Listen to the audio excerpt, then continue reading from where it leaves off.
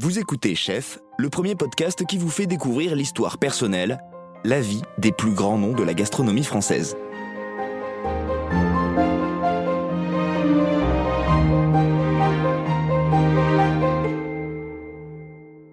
On en parle souvent, comment, pourquoi, on en arrive là, quoi. On en arrive là. C'est un code métier, c'est un code métier, je te dis. C'est un sacré métier.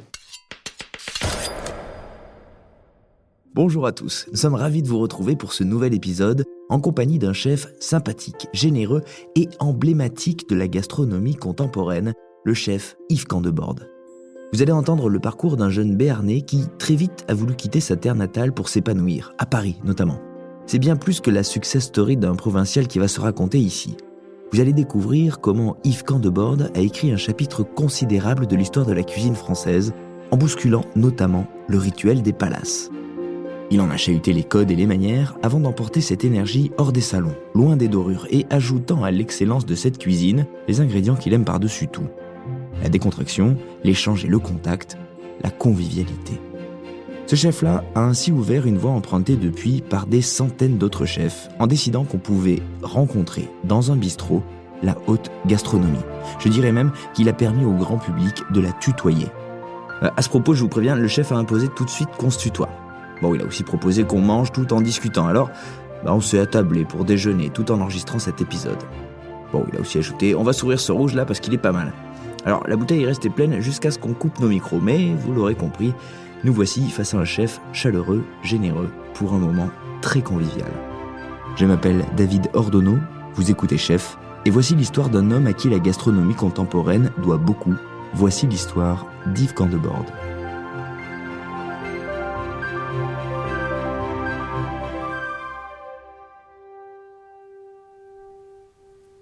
Moi, je suis né à Pau. Je suis né à Pau, en Béarn, une terre à laquelle je suis très attaché. Et le Béarn est un pays très particulier, parce qu'il est à part de beaucoup de régions de France, mais le Béarn est un pays de douceur. Et donc, on vit assez simplement et assez sainement. Et donc, j'ai eu une enfance, moi, hyper heureuse, très joyeuse. Avec des parents, mes papa et maman sont nés en 30 et 32, donc c'est vraiment des gosses d'après-guerre, Seconde Guerre mondiale. Donc des gens qui ont été très marqués par cette guerre et surtout avaient la peur du manque. Donc des gros travailleurs qui n'ont pensé qu'à une chose, c'est travailler pour pas se retrouver dans la difficulté, mais en laissant beaucoup de liberté à la vie de leurs enfants. Donc on est trois frères, moi je suis le petit dernier, j'ai Jean-Marc, mon grand frère docteur, Philippe qui était expert comptable et qui a fini par reprendre la charcuterie familiale, et moi le petit dernier qui a un gros écart, j'ai 6 ans de différence avec eux, le petit dernier qui est arrivé sur le tard, donc un peu plus libéré que les autres et un peu plus, le mot délaissé n'est pas le mot délaissé, mais ils sont moins occupés du dernier que peut-être comme ils ont encadré le premier, donc beaucoup de liberté. Papa et maman travaillaient 6 jours et demi sur 7. Ils ne travaillaient pas le dimanche soir. Donc le dimanche après-midi, on se mettait à table à 14h. Et là, il y avait toujours des tablés de 10, 15, les oncles, les tantes, les cousins. Et là, ça partait en live systématiquement. C'était l'opulence. Parce que je pense qu'il y avait une forme de jouissance de ce jour du Seigneur. Il y avait 10 plats qui passaient, du vin à tire-larigot, les digestifs, les cigares, les chansons. Donc par contre, j'ai souvenir de cette convivialité. Et je pense qu'il m'a énormément marqué parce que aujourd'hui encore, je ne peux pas concevoir mon métier sans ça. Si je voyais mes oncles, mes tantes, mes frères, mes parents se livrer. Parce qu'avant, on ne parlait pas. Tu parlais pas, les gosses, tu écoutais, tu regardais. Et bien souvent, c'était codé où on n'avait pas le temps. Il n'y avait que ces moments-là, le dimanche, où vraiment, il se livrait, il donnait des informations, il racontait des histoires, il racontait le passé. Il relâchait un peu. Il relâchait, puis il y avait des chamailleries pour expliquer que mon oncle il faisait le boudin différemment que mon père élevait les oies différemment que mon oncle. Et donc là, il y avait plein d'informations qui partaient dans tous les sens. C'était une cacophonie, mais une cacophonie hyper joviale et hyper intéressante. C'était l'art de vivre autour de la table, quoi. Papa avait une ferme, avait construit une ferme avec vaches, moutons, chevaux, coqs, pintades, lapins. Et maman tenait la charcuterie. Et tous ces produits-là fournissaient la charcuterie. Il allait traire le lait 2 fois par jour. Et donc, j'ai été baigné là-dedans. Alors, baigné là-dedans, avec au départ, quand tu es tout petit, le regard magique de te retrouver dans une arche de Noé. Mais quand tu arrives à 10 ans et qu'il faut commencer à donner un coup de main, avec un rejet total de tout ça. Parce qu'on faisait du maraîchage, on faisait de la céréale et de l'élevage. Donc il y avait tout le temps quelque chose à faire. Les vacances, il n'y en avait jamais. Les jours de repos, les jours où il n'y avait pas classe, il fallait aller bosser. Il y avait toujours quelque chose à faire. Donc cette contrainte ne me plaisait pas du tout. Et très rapidement, j'ai toujours dit, je ne ferai jamais comme mes parents, je me barrerai. Je m'en irai. J'étais fanat de Tintin, tu vois. Les bandes dessinées de Tintin, le tour du monde de Tintin, tu vois, me fascinait. Je les ai relus, je ne sais pas, 10, 15 fois chaque bande dessinée. J'avais envie de partir, de respirer autre part. J'avais une forme d'étouffement de ce milieu familial, mais qui était un milieu d'une gentillesse, tu vois, et d'une sincérité. Même encore aujourd'hui, quand j'y vais, tu vois, j'ai une vraie affection, j'ai un vrai amour. Mais je me rends compte que je ne suis pas à ma place. C'est pas ça qui me fait vivre, c'est pas mon oxygène à moi. C'est pas ma façon de voir, c'est pas mon envie de vivre.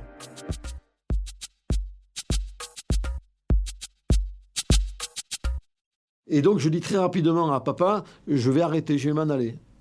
Il me demande qu'est-ce que tu veux faire ? Juste ce que tu veux, je m'en fous, je vais faire plombier, mécanicien, hein, tu vois.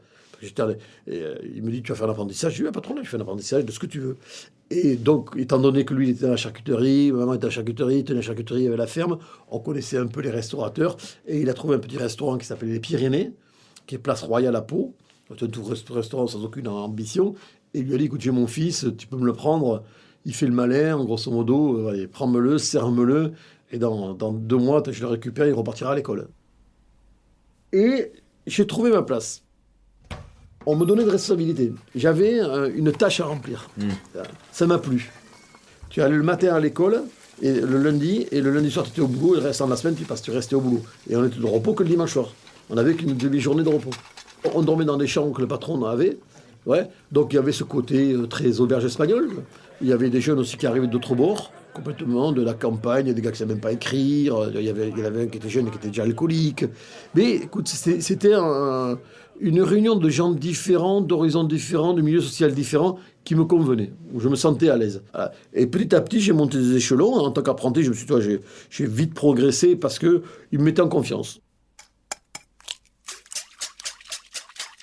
Bon, c'était une maison où on faisait beaucoup d'omelettes. Et pour mon CAP, c'était des tirages au sort, je tombais sur omelettes.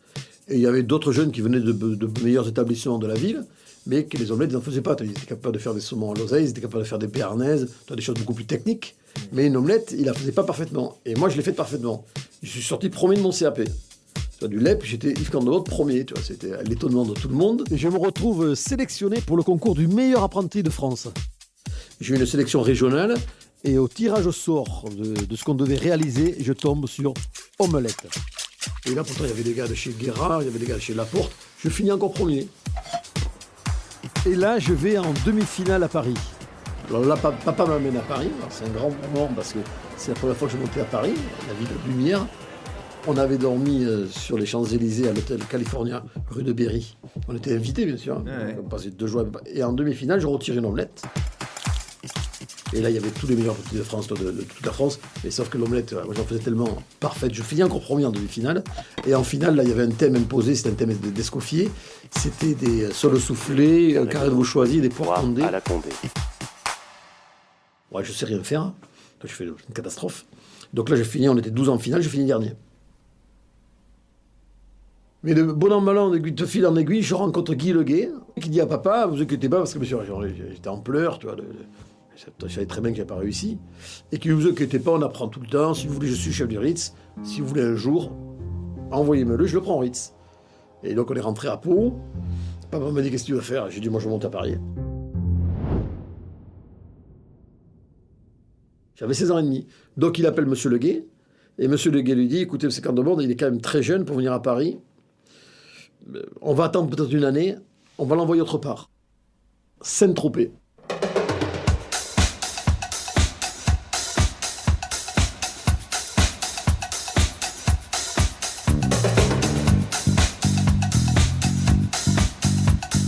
papa et maman ne connaissaient pas Nice. Tu vois, connaissaient pas Saint-Tropez. Surtout les Saint-Tropez, les années, il faut le remettre dans le contexte. Saint-Tropez, c'est 79. Ouais, 79.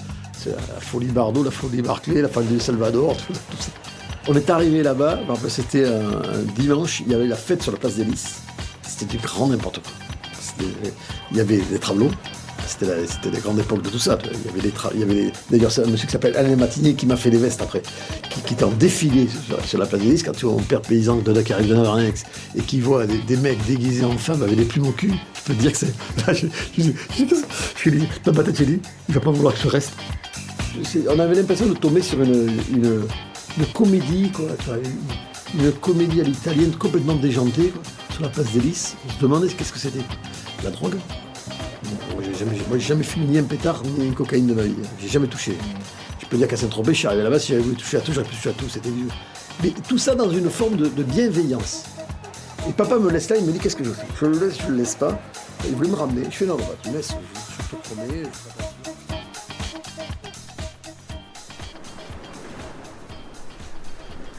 C'était un 2 étoiles Michelin, donc là je quittais vraiment l'auberge, tu vois, le petit restaurant de quartier, et là pareil, je tombe sur une équipe de folie. Alors c'était très dur physiquement, parce que Saint-Tropez était en plein bouillonnement, donc on travaillait énormément. Mais par contre, pareil, un état d'esprit, Monsieur Lyon, c'est un patron, très gentil, qui me prend un peu sous son aile, qui voit le petit jeune qui arrive, qui comprend rien, qui était bête, quoi, un truc qui était bête. Et donc, il voit vite qu'on est capable de lui faire notre quoi. Moi, je savais qu'une chose, m'a dit, tu dis oui. Moi, je disais oui à tout. Travailler.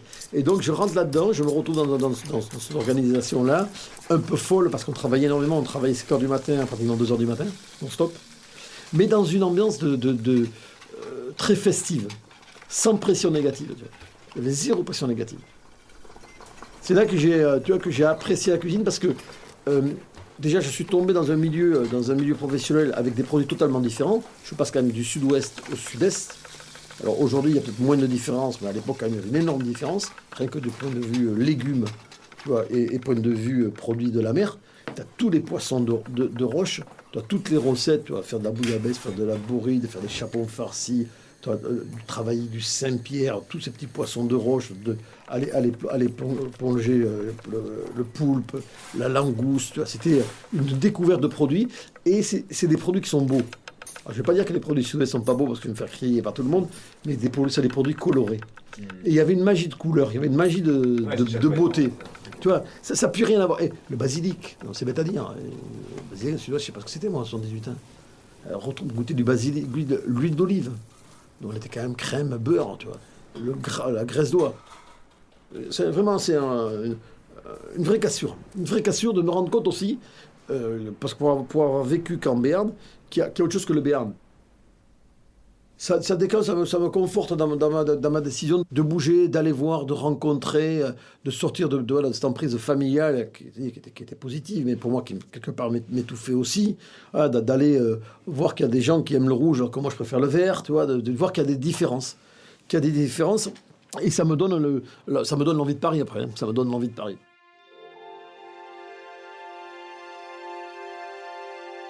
Je reste un an à Saint-Tropez, et donc monsieur le guet du Ritz, qui me prenait, donc il me récupère. Je monte à Paris.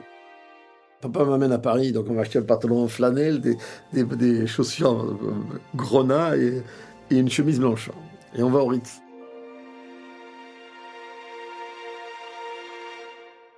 On arrive en cuisine et il y avait la grande table, le passe, avait l'argenterie, tu vois, des piles d'argenterie. Maman qui était, tu vois, c'est de l'argenterie pour eux c'était quand même un gage de luxe, quoi. Elle était émerveillée par tout ça, et monsieur le guet nous reçoit, monsieur le guet très froid. Et là, je me rends compte que j'arrive dans un temple où de venir manger au Ritz, c'est quand même c'est un acte de noblesse presque. Et je vois après que c'est une clientèle déjà qui est plus du tout dans la même réflexion, démarche que ce que j'avais connu avant, que c'est une clientèle qui vient épouser une partie de l'histoire de la gastronomie française, quoi. Avec toute l'extraordinaire luxe qu'on peut y amener et toute la lourdeur et toutes les codes que ça amène. Et j'ai la chance, moi, là-bas, de rencontrer Christian Constant, qui est le sous-chef de M. Leguet. Et M. Constant voit bien voilà, que je suis un gamin du Sud, que j'aime le rugby, parce que je joue au rugby. Tu vois, donc il y a une connivence entre tous les deux qui se fait. Et je comprends vite, je me fais vite comprendre tu vois, que ça va être compliqué, qu'il faut être compétiteur, sinon tu vas te faire bouffer. Je rentre dans cette compétition et je trouve ma place parce que je suis fonceur et j'ai pas d'ego. Tu vois, j'ai jamais eu d'ego de ma vie, c'est un truc de dingue. Et j'ai pas honte, j'assume. Mon ignorance, tu vois, de dire des trucs bêtes, quoi. Et M. Constant m'a toujours dit, si tu sais pas, c'est pas grave. Plante-toi une fois, par contre, tu te plantes pas deux fois. Et donc, je m'accroche énormément par rapport à ça, avec beaucoup de difficultés, besogneux, bosser. Je bosse 2 fois plus que les autres. Je venais travailler mes jours de repos, je venais tout le temps, je restais, comme j'avais envie d'apprendre. Je rentre en compétition, par exemple, avec le chef, tu vois, pour tourner les artichauts. Tu vois, le tourner un artichaut. On tournait des artichauts, on se mettait autour d'une table, on en tournait, c'était des banquets. Et je me mettais à côté de lui, justement, pour le battre. Le gars, il avait les mains comme ça, quand il mettait l'artichaut, il tournait en 4 fois. Je me mettais à côté de lui pour aller plus vite que lui. J'avais besoin de me confronter toujours à ce qu'il se faisait de mieux pour faire le mieux. Pour faire le mieux. Et des souvenirs après, tu vois, techniques du Ritz et gustatif, pas tant que ça. Ouais. Pas tant que ça. C'est pas une cuisine aujourd'hui qui m'a servi de base. On doit passer, par exemple, tu vois, la cuisine de Saint-Tropez, aujourd'hui, elle me marque encore, je l'utilise encore. Ouais. Au Ritz, on doit passer 1 litre d'huile d'olive par mois et 500 kilos de crème. Et il y a une place qui se libère à la Marée, rue d'Arule, qui était le plus grand restaurant de poisson de Paris, 2 étoiles Michelin à l'époque. Et M. Constant me dit, tête de main, vas-y, tu files là-bas, il t'embauche. À l'époque, tu partais pas d'une maison. Hein. Ça fait que tu demandes l'autorisation au chef. Tu lui dis, voilà, j'ai fait 2 ans avec vous, 3 ans avec vous. Est-ce que vous pouvez me trouver notre place? Et te proposer une place. On était cooptés comme ça. Hein. Et je pars à la Marée, petite maison, parce qu'on était une dizaine de cuisiniers. Et là, donc c'est une cuisine de poisson. Oui. Une cuisine d'émotion, tu vois, avec le chef, M. Rouillard. Et là, par contre, tu vois, M. Rouillard avait déclenché, tu vois, avait commencé à prendre le pas de la nouvelle cuisine. Pour moi, c'est mon vrai début tu vois, de cuisine, point de vue goût, c'est à la Marée. Parce que moi, j'ai la base de tout ce qui est fondation française de gastronomie, toutes les sauces, tous les fonds, toutes les braisages, les rôtissages que j'ai appris au Ritz sur les grands classiques. Et là, M. Rouillard, il amène l'émotion. Il amène l'agrume, que je ne connaissais pas. Tu vois, c'est parti, pour moi, c'est parti de là-bas. Et des cuissons courtes. Voilà. C'est les premiers poissons que je fais en rosé à l'arête, c'est là-bas. Ça paraît complètement fou, mais... Parce qu'on est ça se fait pas à l'époque. Non, tout était en surcuisson. Très peu de crème. Très peu de beurre. Et donc, on a une cuisine qui va beaucoup plus sur la légèreté, qui va beaucoup plus sur l'onctuosité et beaucoup plus sur les saveurs. Et surtout, la Marée a été aussi une révélation parce que c'était la cuisine, c'est une petite cuisine où on est visible des clients. La cuisine est ouverte. Au Ritz, on est dans la cave, on est en dessous. On voit rien. Tu vois personne. T'es un sous-marin. La Marée, t'es à nouveau dans un lieu de vie, tu vois. T'es un peu comme dans les films de Claude Sauté. Hein. Ça bouge, ça parle, tu vois. Tu sens que ça bouillonne, tu vois. Les voir arriver le D'ailleurs, c'est une pression énorme, parce que t'es en cuisine, t'es prêt, tu vois. C'est un peu comme les 3 minutes avant de rentrer sur un terrain quand t'as un gros match, tu vois. T'as la boule au ventre et tu vois ces gens qui s'assoient, qui te voient en blanc, donc qui te regardent, qui te saluent. Là, mais ça bouillonne et ça donne aussi une force, quoi. Ce stress, cette pression, elles sont hyper positives. C'est là qu'on se transcende. Hein. C'est là que tous les jours, tu vois, on a envie d'y aller, quoi. On y va. Si t'as pas envie d'y aller, tu restes pas là, quoi. Ce qui a été hyper important pour moi, c'était qu'à un moment donné, tu devais être beau. Le client te regardait, autant en cuisine, tu vois, dans ta façon de te comporter, bon, tu peux avoir là, systématiquement, on nous apprenait à avoir des gestes classieux, tu vois. Tu devais pas prendre un torchon pour attraper les choses assez brutalement. Il fallait de l'élégance. Il fallait de la souplesse. Et ça paraît tout con, mais quand tu t'habitues à ça, tu as une cuisine qui est beaucoup plus soigneuse. Et ça change tout. Donc on vivait ça avec beaucoup d'émotions et beaucoup d'investissement. Et il y avait une fierté cette fierté du beau produit. Cette fierté de servir un rouget, de bien le griller, de le positionner très simplement sur le fenouil et de le servir, de le présenter au client, toi, comme si quelque part tu l'avais pêché, quoi. Il y a une truc d'être heureux de transformer une matière première, tu vois, qui nous est arrivée d'exception, et de la mener assez simplement aussi au client, sans trop la dénaturer. Je pense que c'est l'amour, quoi, l'amour du produit, l'amour des gens, quoi. C'est assez simplement. Hein. C'est l'essence même de ce métier que j'ai vécu là-bas,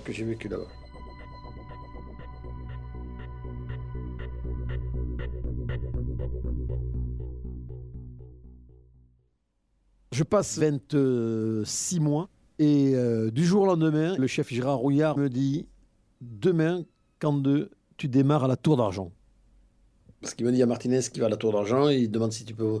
Toi, on se connaissait tous dans le métier, toi. Il a besoin d'un chef saucier. Il me dit, bon, tu finis, c'est le vendredi, il me dit, lundi, tu reviens pas, tu pars à la Tour d'Argent.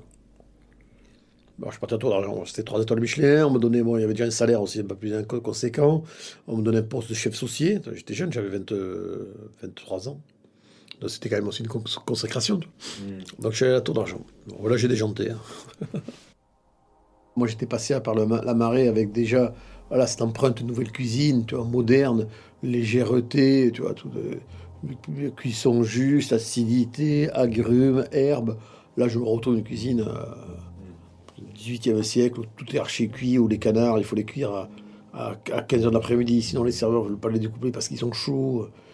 Des serveurs qui étaient tous alcooliques en salle, des vieux serveurs. C'était la caricature d'un restaurant français. Alors que moi, j'étais passé dans un autre camp. Et puis l'arrogance de la prétention d'être le plus grand restaurant au monde, le monument français, tu vois, qui est totalement ridicule et qui est totalement has-been et qui ne s'en rend pas compte et que personne n'ose lui dire. On est 5-6 en cuisine, on est surexploité, on travaille à des heures pas possibles et on envoie de la merde. C'est catastrophique, c'est catastrophique. On voulait partir, mais bon, on ne pouvait pas partir. On ne pouvait pas partir. Et on a tenu jusqu'en octobre. Mais bon, alcoolique, ici, fait tous les soirs des mâles. On descendait au bar en bas, on allait se mettre des tequilas dans la tronche pour se calmer. C'était une catastrophe culinaire et humaine. Christian Constant m'appelle un jour, parce que moi je suis resté très longtemps, je lui savais toi, que ça se passait très mal. Et il me dit, bon, Can2, j'ai un joli projet, je vais reprendre l'hôtel Le Crillon. Voilà. Il me dit, je vais reprendre Le Crillon, il me dit, tu viens avec moi? Je dis, bien sûr, je cours. Et je dis à M. Constant, je dis, si vous pouvez récupérer, il y a Éric Fréchon, le chef, Éric était chef garde-manger, moi j'étais chef associé. Je dis, si vous pouvez, le mec c'est un super mec. Humainement parlant et culinairement parlant, c'est un super mec, ça vaudrait le coup de le ramener avec nous. Donc M. Constant monte la brigade. Avec Eric, on est tous les deux ses sous-chefs. Quand on arrive au Crillon en 88, on tombe sur un hôtel-restaurant qui est complètement en perdition, et surtout avec une carte de restaurant qui est une vraie carte de restaurant d'hôtel, avec tous les grands classiques qui étaient réalisés pour la clientèle d'hôtel. Et donc on prend la décision d'arrêter tout ça et de créer un restaurant dans l'hôtel. Je me permets un aparté maintenant pour insister sur ce que vient de dire Yves Candebord, parce qu'en 2021, l'expression « un restaurant dans l'hôtel » ne surprend plus. On peut aller déjeuner au Plaza, au Meurice, au Mandarin, au Bristol, avec dans l'idée de découvrir la cuisine d'un grand chef. Mais à l'époque, on ne connaissait pas les chefs du Ritz ou du Crillon. On n'allait pas dans ces palaces pour leur table. Leur cuisine était traditionnelle, conventionnelle, et en guise de souvenir, en gros, on se disait qu'on était allé dans un palace. Et eux, donc, en 1988, ils décident de changer la donne et donc de créer un véritable restaurant avec une identité dans l'hôtel, faisant ainsi de la table du Crillon une raison supplémentaire de venir place de la Concorde. Et ils ne vont pas faire les choses à moitié. M. Constant nous dit, écoutez, la carte, faites ce que vous voulez. M. Constant n'est pas le plus grand cuisinier de la Terre, mais en management, c'est sans doute l'un des meilleurs. Tu vois. Il fait avec les qualités, les défauts ils sont là, il te dit les défauts c'est vos différences, voilà. Et il nous laisse nous exprimer. Tu vois. Et là c'est un épanouissement total. Avec Eric, on s'y colle et les mecs nous voient quand même, c'est dingue quoi. Parce qu'on y arrive le matin à 7h, on repart 2h du matin, on fait que cuisiner, on pense qu'à ça. Et on se retrouve là-dedans avec l'ouverture d'esprit de se dire, on a le droit de parler, il y en a un qui va décider au bout, ça sera quand même M. Constant. Mais on a le droit de parler. Et donnez vos avis. Dites ce que vous pensez. On fait chacun nos assiettes et on se met dans le bureau. Et qui veut vient. T'as pas envie de venir, tu viens pas. Si t'as envie de venir, tu viens. Et donc les gars arrivent, adhèrent. Hein. Les jeunes qui arrivent là-dedans, on a Manu Renaud, Jean-François Piège. On fait ce qu'on veut. On essaie tout. Donc on a tout essayé.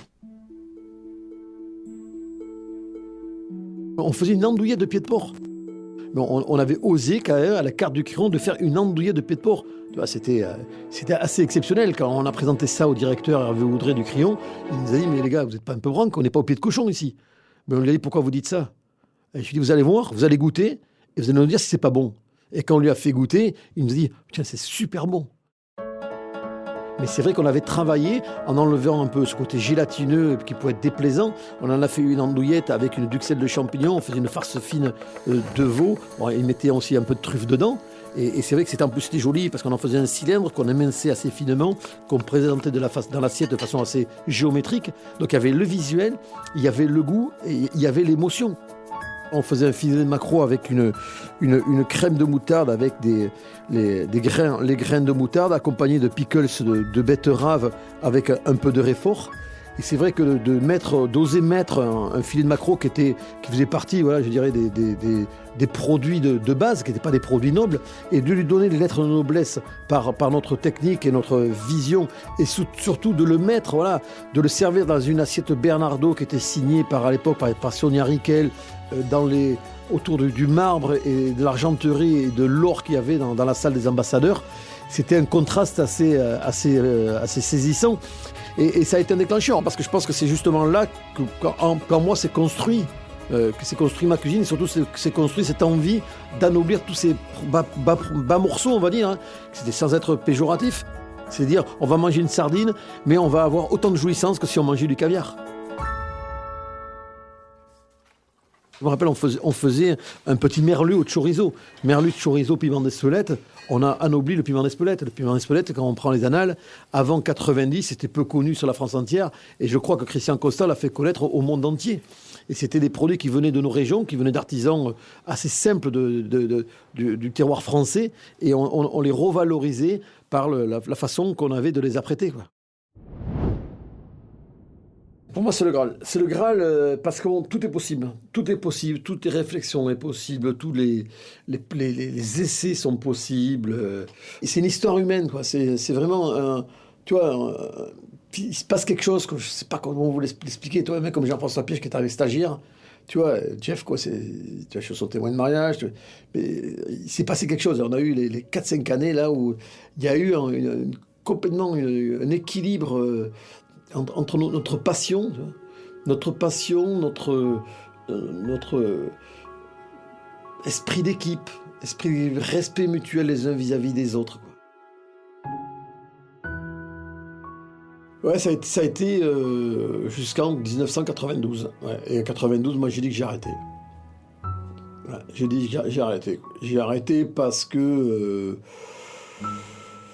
voilà, je me rendais compte quand même que j'étais dans une organisation où j'étais un acteur. Certes, je pense un bon acteur, mais un acteur. Et j'ai dit à un moment donné, est-ce que tu n'as pas envie d'être toi-même ? 1992, Yves Candebord décide donc de prendre son envol, d'ouvrir son propre restaurant.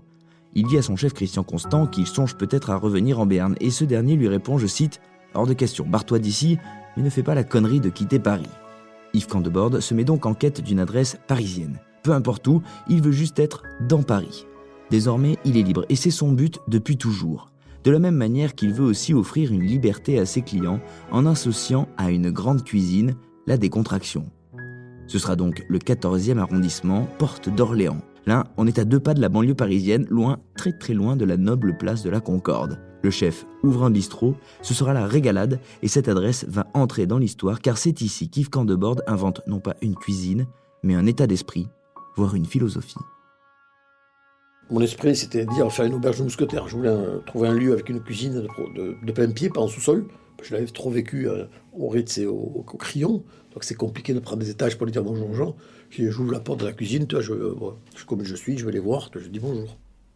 Je m'installe, je monte la régalade. Avec les copains de rugby, on fait la peinture, on fait tout ça. Et après, l'idée, c'était continuer à faire les mêmes assiettes qu'on faisait au Crayon. On avait les mêmes fournisseurs, les mêmes produits, mais dans une ambiance complètement open, quoi. J'enlève les amuse-bouches, parce que je trouve ça pompeux, tu vois, et je mets une terrine de pâté, que je pose au milieu de la table. Tout le monde me dit pourquoi tu fais ça. Et je ne mets pas d'assiette. Je refuse les assiettes, je ne mettais pas d'assiette. Je veux que les gens, à un moment donné, tu vois, parce qu'ils se rendent compte qu'on est dans le partage et la convivialité. Donc ils vont prendre un couteau, un morceau de pain, ils vont le mettre dessus, ils vont le manger comme ça. Voilà. Je veux vite enlever ces codes. Donc la régalade a été montée sur la décontraction, après de la rigueur, de la discipline, des très beaux verres, des très belles assiettes, des beaux couverts. J'ai respecté mon métier, des beaux produits, mais par contre dans une ambiance complètement légère. Alors les instances de mon métier m'ont rejeté, parce que je faisais quelque chose de différent, et de qualitatif, et à un prix accessible. Parce que je savais très bien que si je voulais que mes amis puissent venir, ils n'avaient pas 500 balles à mettre. Hein. Il fallait qu'ils viennent avec 150 francs. Hein. Tu vois, sinon, ils ne venaient pas. Déjà, 150 francs, c'était déjà pas mal. Donc, pour qu'ils viennent 2 fois par mois, il fallait que je m'adapte. Il fallait que je fasse ce rapport qualité-prix. Et je voulais que ça vive. Est-ce que tout le monde ne comprenait pas, quoi. Enlever l'assiette pour la buse-bouche, mettre des tables pour la proximité les unes des autres. Tout le monde me dit péjorativement, mais de toute façon, c'est pas grave. Tu peux voir qu'il y a des ouvriers ou que des... Je fais, écoutez, il y aura ce qu'il y aura, on verra bien. Et donc ça prend ultra vite, quoi. Ça s'est emballé à la folie. Et c'est assez emballé à la folie, et tout le monde a déliré. Tout le monde est venu pour rigoler. C'est parti dans tous les sens. Ça a été un peu du grand n'importe quoi. Ouais. Ah ouais. Ouais, c'était du grand n'importe quoi. On avait une salle qui faisait 40 couverts. On faisait 3 services. 3 services que des fois jusqu'à 1h du matin. Et un délire total. On voulait impérativement, tu vois, faire une cuisine dans l'instantané. Parce qu'on savait que la cuisine, quand elle est trop préparée, on est dans le traiteur, on est dans la préparation. Et la préparation tue le goût. C'est-à-dire qu'on a osé prendre des matières premières, par exemple un pigeon, voilà, de le démarrer à la minute en écrasant l'ail, en mettant le thym, en mettant le laurier, en l'arrosant et en rajoutant juste à la fin la noix de beurre demi-sel, très, très, très marquée en sel, pour l'arroser. Et arriver à faire ça, c'est une prise de risque. Parce que c'est une technique qui demande du savoir, qui demande beaucoup de maîtrise, surtout au moment du service, au moment de la pression, au moment du stress. Et à la régalade, j'ai pris le risque de le faire. Mais j'étais survolté, j'avais 24 ans, alors j'étais avec Stéphane Gigot, qui était encore plus survolté de la Mijan, qui était encore plus survolté que moi, et on est allé très loin dans notre démarche. Et c'était devenu, pour nous, un jeu, de se dire, on va le faire. On ne cuira pas un poisson à l'avance, on ne cuira pas une viande à l'avance, on ne cuira pas un légume à l'avance, on fera tout à la minute. Alors il fallait avoir un plongeur, alors il s'appelait Claverc, le plongeur, costaud, parce qu'il prenait 250 casseroles, 250 poêles pendant le service. C'était super compliqué. Et il fallait, nous, avoir une concentration extrême pour arriver à maîtriser en même temps. On était capable de maîtriser entre 14 et 15 cuissons individuellement chacun. C'est-à-dire qu'à deux, on pouvait faire 30 cuissons. Mais ce n'est qu'une habitude. Hein. Ce n'est qu'une habitude. On l'a fait sans aucun problème. Mais après, c'est une violence personnelle, quoi. On arrivait le matin à 8h du matin et jusqu'à minuit, c'était une ruche, quoi. C'était une ruche. Voilà, tu ne pouvais pas le faire à moitié. Tu étais obligé chaque jour d'être à 200-300% de tes capacités, quoi. Et c'est vrai qu'on avait des gens qui venaient travailler avec nous, soit ils restaient un jour, ils s'échappaient, ils se disaient des dingues, soit ils restaient, ils voulaient justement comprendre, ils voulaient vivre ça. Et là, vous allez marcher sur l'eau, quoi. Enfin, Ouais, on marche sur l'eau. Ouais, on marche sur l'eau. Oui, on a été arrogants. Ouais. Je me suis permis de démonter le Michelin, de démonter tout le monde. Hein. Quand je revois la déclaration aujourd'hui, j'ai dit, oh putain, t'étais chier quand même. Ouais. T'avais peur de rien. Mais oui, parce que voilà, j'ai été très malheureux quand même. Très malheureux de cette non-reconnaissance que je ne comprenais pas. Parce que je cuisinais, tu vois. Je pense qu'eux pensaient qu'on faisait ça sur l'effet de mode et qu'on allait s'en lasser. Alors non, c'était une conviction personnelle, c'était une philosophie. Quoi. Et chaque année, j'y croyais. Quoi. Chaque année, je me suis dit, ils vont peut-être quand même arriver à nous reconnaître. Quoi. Arriver à nous reconnaître. Après, on a été reconnus par le public, c'était le plus important. C'était le plus important pour nous, hein, heureusement. Hein, parce que le public nous a soutenus. Quoi. On est arrivé pratiquement à avoir 1 an de réservation d'avance. Hein. C'est complètement démentiel. Et la plus belle des réussites pour moi, c'est ce mélange social, quoi. C'est d'avoir reçu Spielberg, mes copains de rugby, Belmondo, Johnny Hallyday. Tu vois, on se demandait d'où ils sortaient, quoi.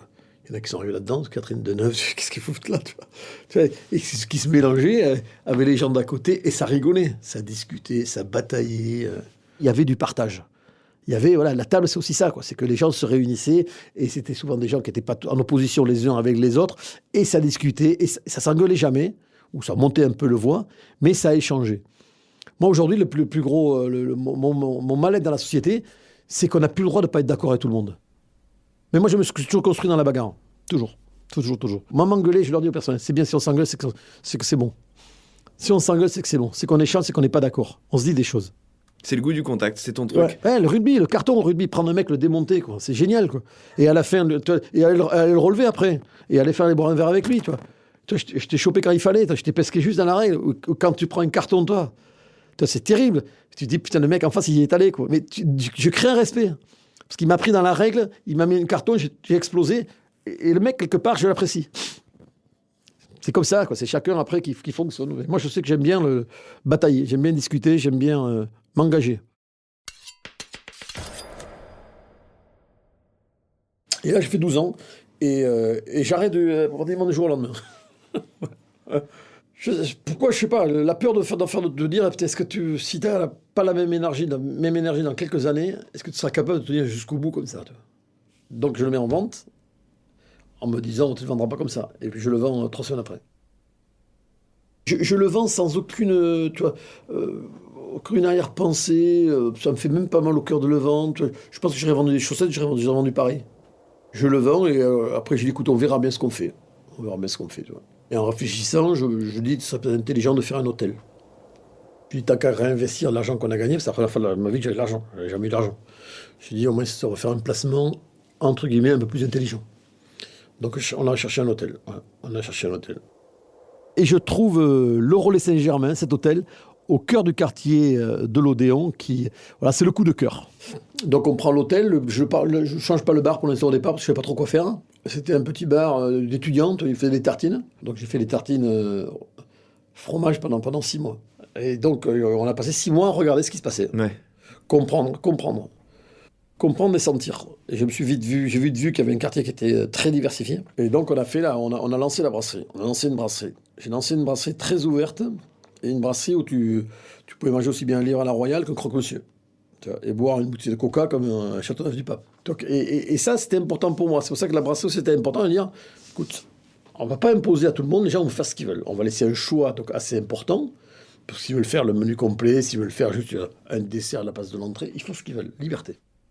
Et on a fait un énorme carton, parce qu'on a fait les 350-400 couverts moyennes. Hein. On fait dans 70 places assises. Ouais. On fait 400, on peut arriver à faire 400. Et ça a pris très vite aussi. Ah, ça a pris de suite.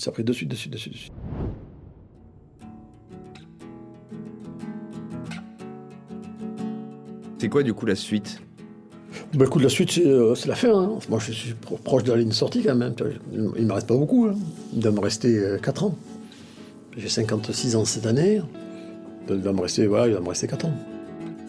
Mais quand je suis pas loin, moi je vais arrêter par contre. Hein. Je vais pas faire comme les autres. Juste à l'âge de la retraite. Je ne ferai pas un jour de plus. Et l'envie, elle se situe où ? Oh, l'envie, c'est je pense que je vais arrêter Paris. C'est faire une dernière. Bon, je voudrais, parce qu'attention, ce qu'on fait, ce qu'on dit, des fois c'est différent. Je voudrais finir Paris et faire les 4-5 dernières années, tout en roue libre, en province. Ouais, tu ouvres une table et on y va. Ouais, je trouve une table ou une épicerie, avec une table d'hôte, où je peux totale décontraction pour finir en roue libre, pour garder le lien des gens, peut-être dans un village. Mais bon, demain, ça peut être changé. Ouais, il est probable que d'ici là, le chef aura aussi d'autres idées et surtout d'autres envies, encore un projet qui le prendra par les sentiments, car c'est à ça qu'il carbure. J'espère que vous avez pris autant de plaisir à écouter cette histoire que l'on a été touché en découvrant la personnalité et le parcours de ce chef exceptionnel. La révolution des cuisines de palace, l'invention de ce qu'on appelle désormais la bistronomie et surtout ce qui fait la force de la cuisine d'Yves Candebord, cette envie de cuisiner pour quelqu'un, pas pour une salle ou un numéro de table, mais pour un client qu'il pourra aller saluer. Avec cette générosité, il a rassemblé tout le monde à la même table, les stars, les gastronomes et ceux qui ont juste envie de bien manger. Car chez lui, encore aujourd'hui, on se fout bien de savoir qui mange à la table d'à côté. En revanche, on finira sûrement par se parler. Yves Candebord cuisine pour ça, pour que ça parle, pour créer des liens. Candeux, c'est le goût du contact. Merci Yves pour ton accueil chaleureux, généreux, ta sincérité et ton engagement. Je remercie aussi bien entendu Nathan Cohen qui co-réalise avec moi ce podcast et qui a composé pour cet épisode une bande originale capable de suivre le chef du Béarn à Saint-Trope, du Crillon à la Régalade, avec une grande sensibilité et une gourmandise indéniable. N'hésitez pas à partager cet épisode, à commenter, à nous écrire, à nous suivre sur les réseaux et bien sûr à aller découvrir en vrai à table et au comptoir la cuisine du chef. On se retrouve dans 15 jours pour un nouvel épisode, une nouvelle histoire, un nouveau chef. Salut!